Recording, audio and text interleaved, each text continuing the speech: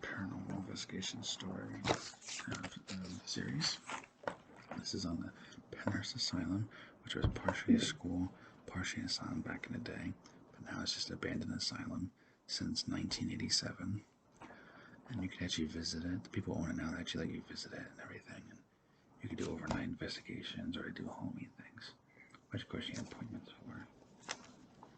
And it does have high security, so you definitely have to you literally can't just, walk in there in an abandoned place. Like, they will actually arrest you on site.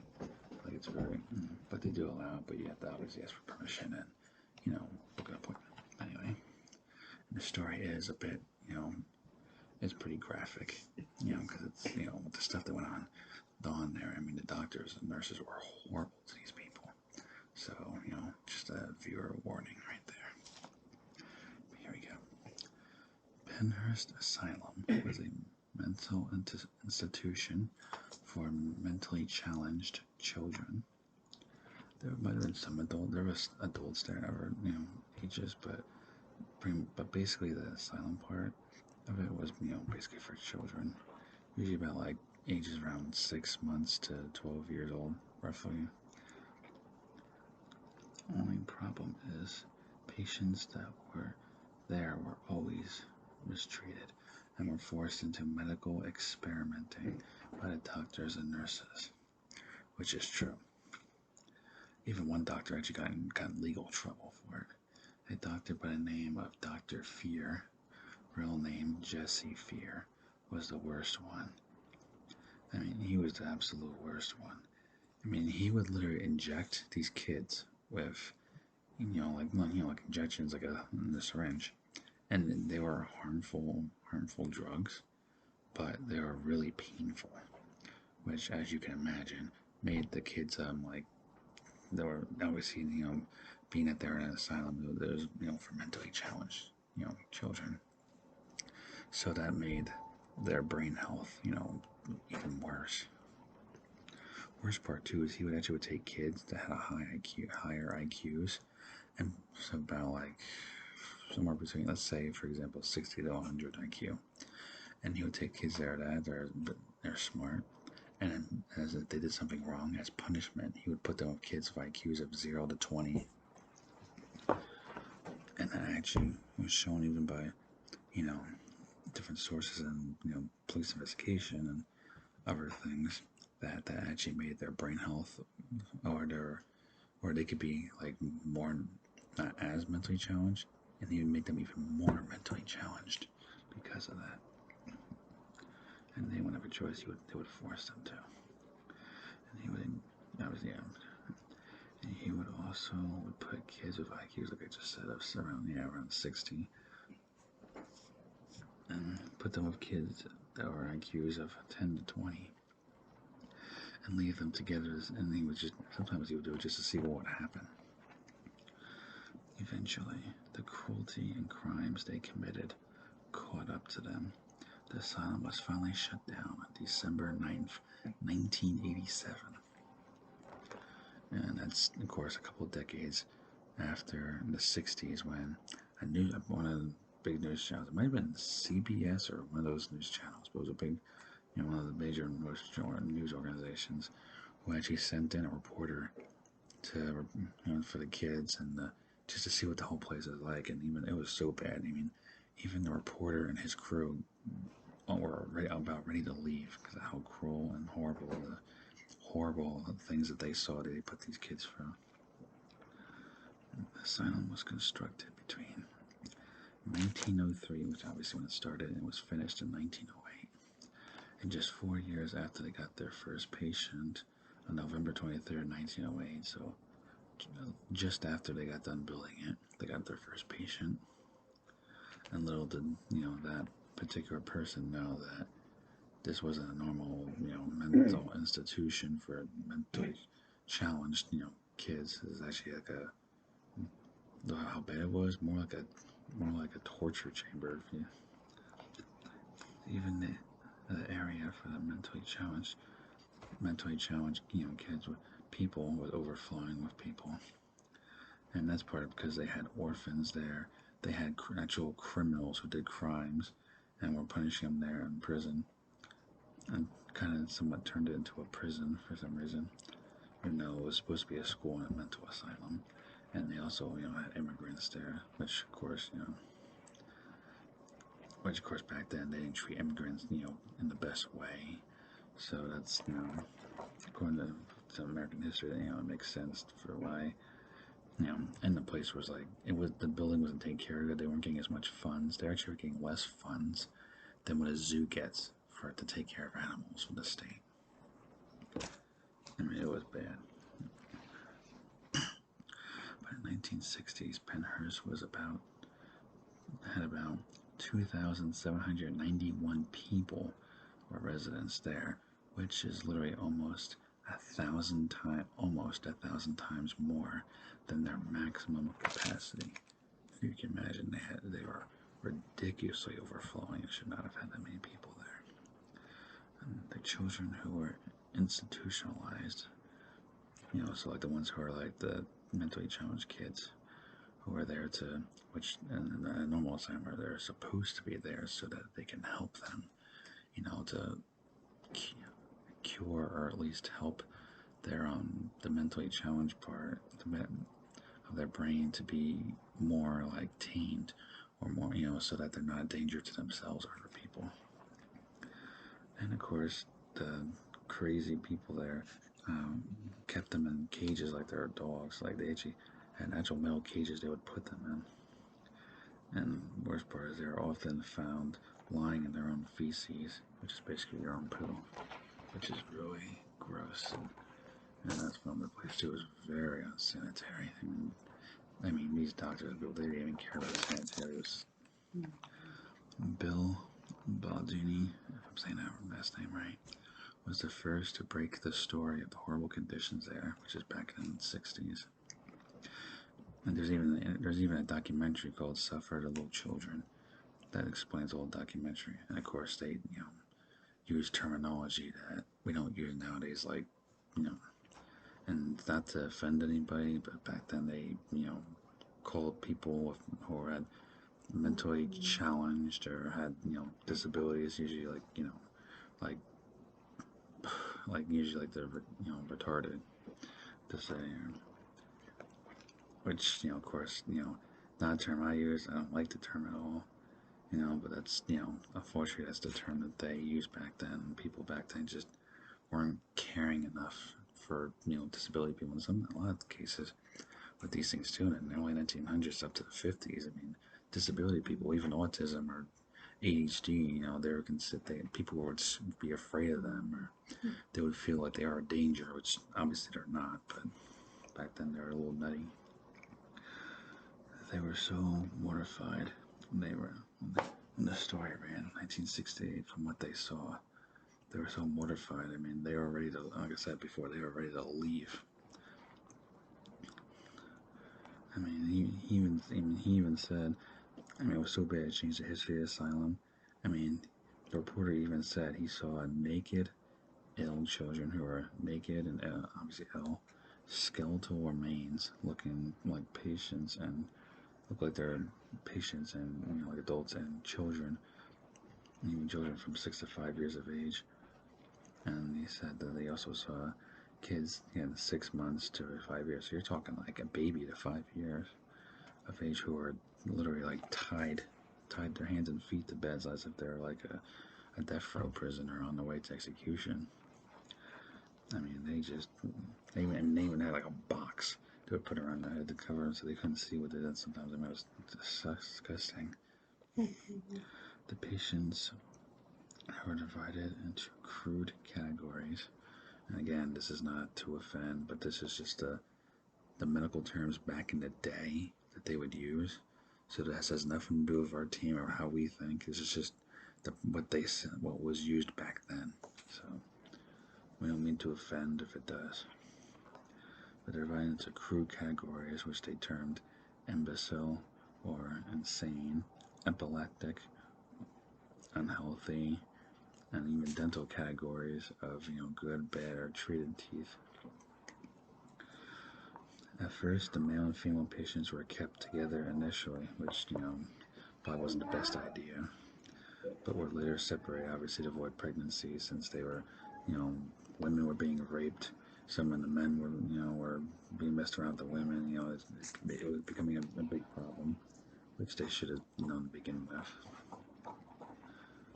Especially since these kids probably didn't understand what they were, they had probably the urges, but they didn't understand it probably since, they were, they had help. These patients suffered at the hands of the staff.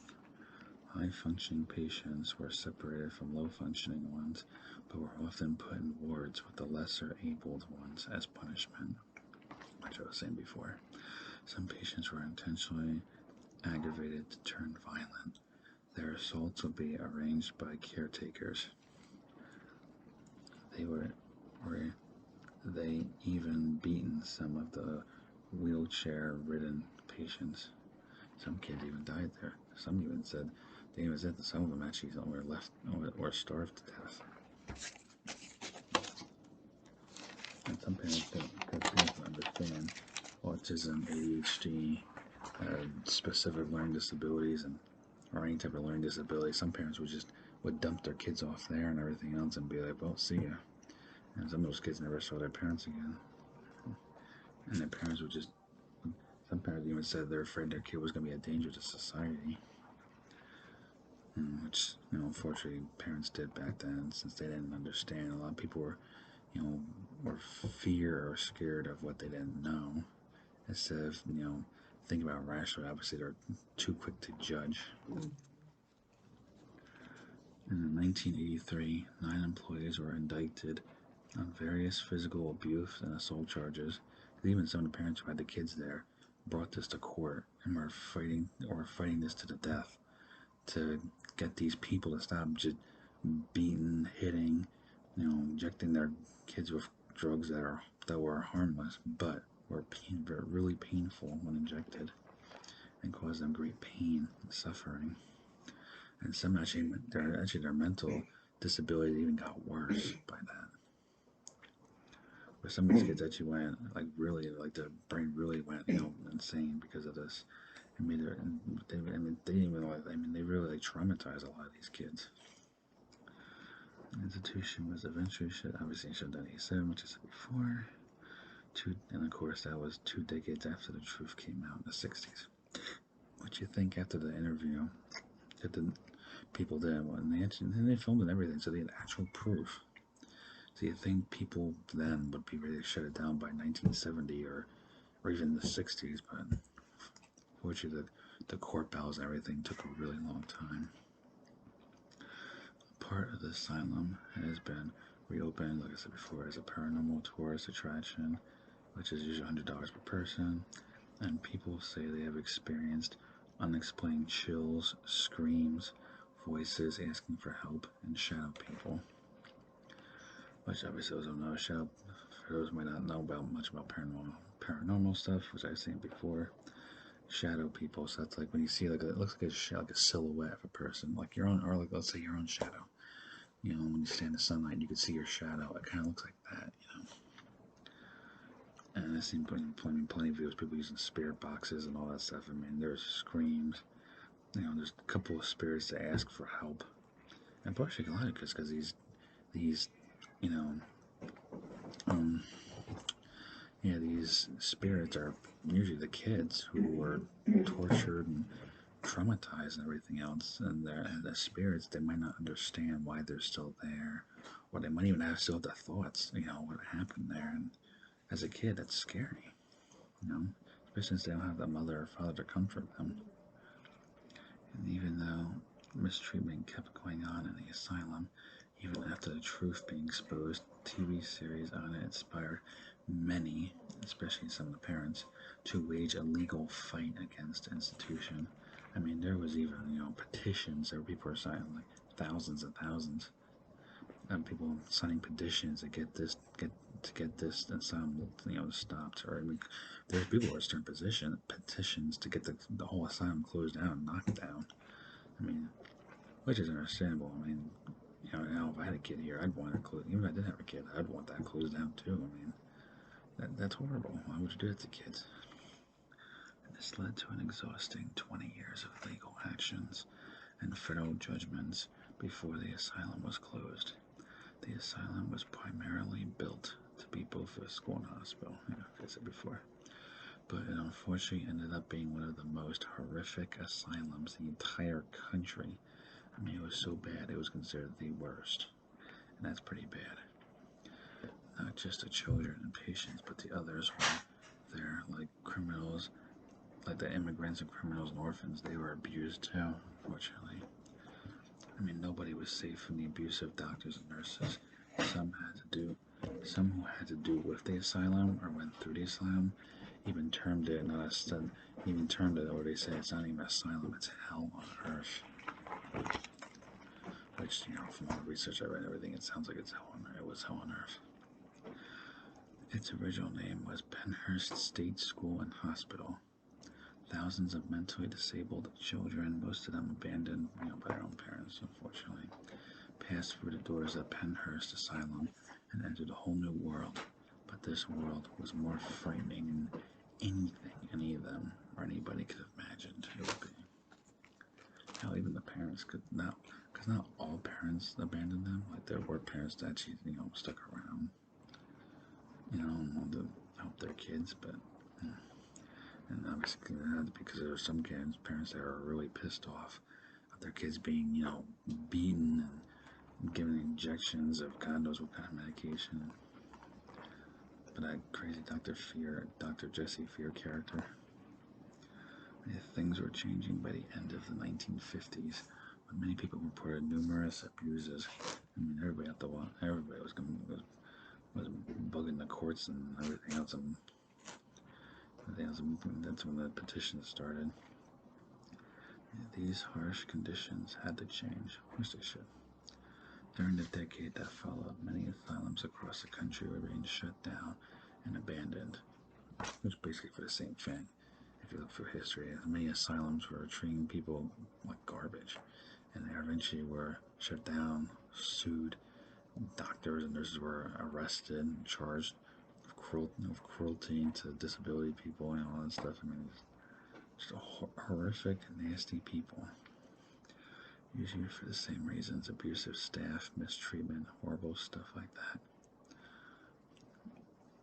And some are worse than the others. And obviously, in this case, people in certain asylums suffered severe emotional and physical abuse. Dr. Jesse Fear was suspended for 30 days without pay for using harmless but painful injections on patients in the asylum, which I was saying before. But unfortunately, Dr. Fear was acquitted, which is basically found, not guilty for those who don't know. After a 32-day trial, U.S. District Court Judge Raymond J. Broderick found that Pennhurst was overcrowded, understaffed, and lacked the programs needed for adequate rehabilitation.